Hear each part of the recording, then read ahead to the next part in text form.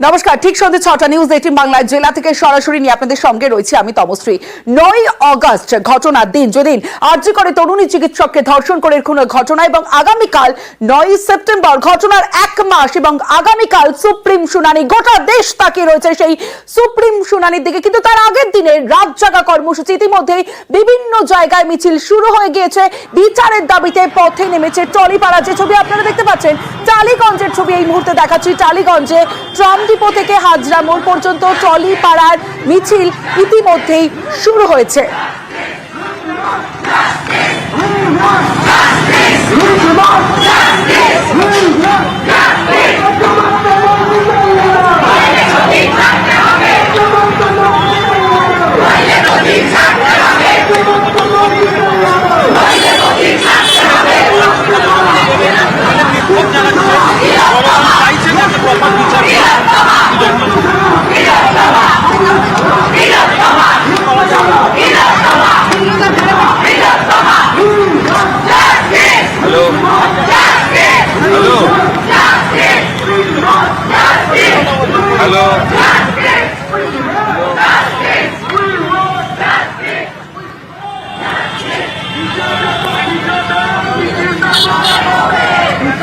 আগামীকাল সুপ্রিম শুনানি এবং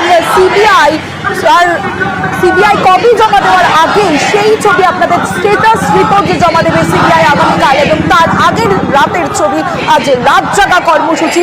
তার আগে এই মুহূর্তে যে ছবি আপনাদের দেখাচ্ছি, টালিগঞ্জ ট্রাম ডিপো থেকে হাজরা মোড় পর্যন্ত টলিপাড়ার মিছিল, আর সেই মিছিল ইতিমধ্যেই শুরু হয়েছে। এই মিছিল এই মুহূর্তে কোথায় রয়েছে, কারণ প্রত্যেকেই বিচারের দাবিতে আজ পথে নেমেছেন।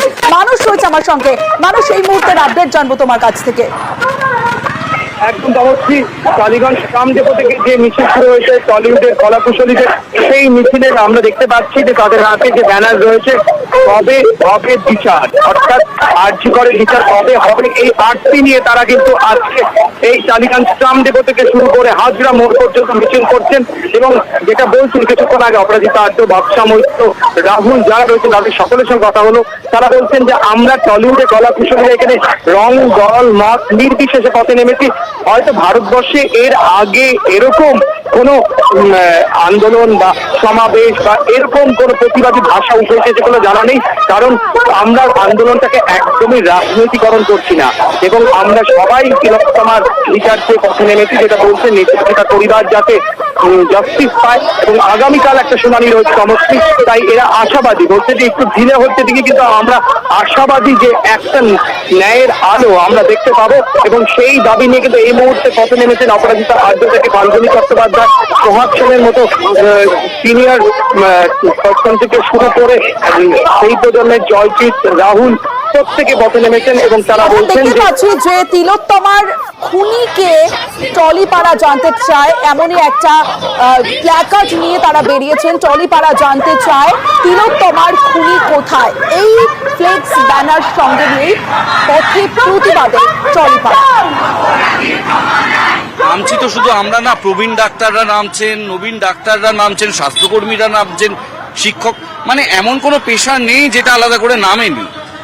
কিন্তু আমাদের তো এই নামাটা কথা ছিল না। এই মুহূর্তে আমাদের স্টুডিওতে কাজ করার কথা, ডাক্তারদের ডাক্তারি করার কথা, আমাদেরকে যে 1 মাস ধরে নামতে হচ্ছে, এটাও প্রশাসনেরই ব্যর্থতা।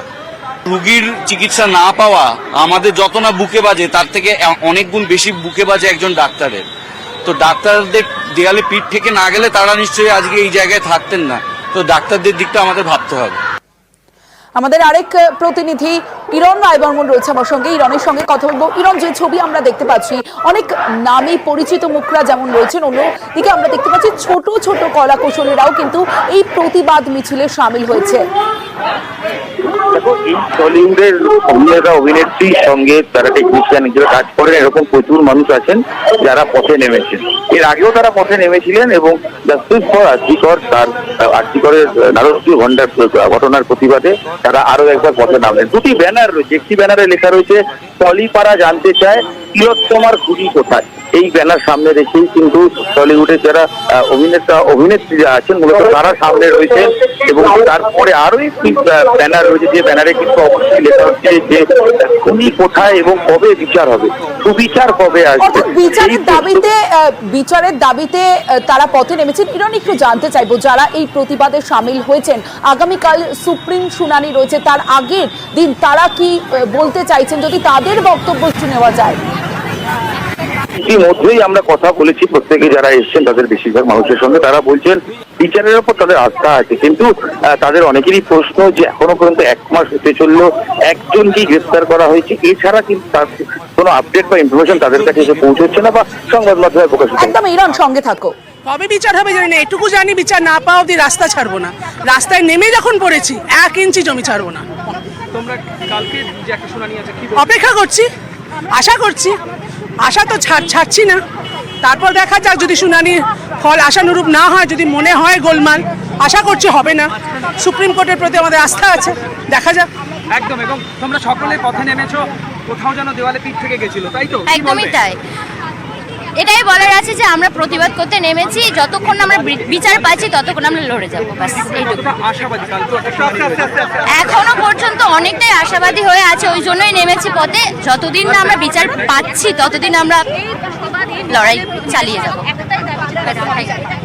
একদম তাই।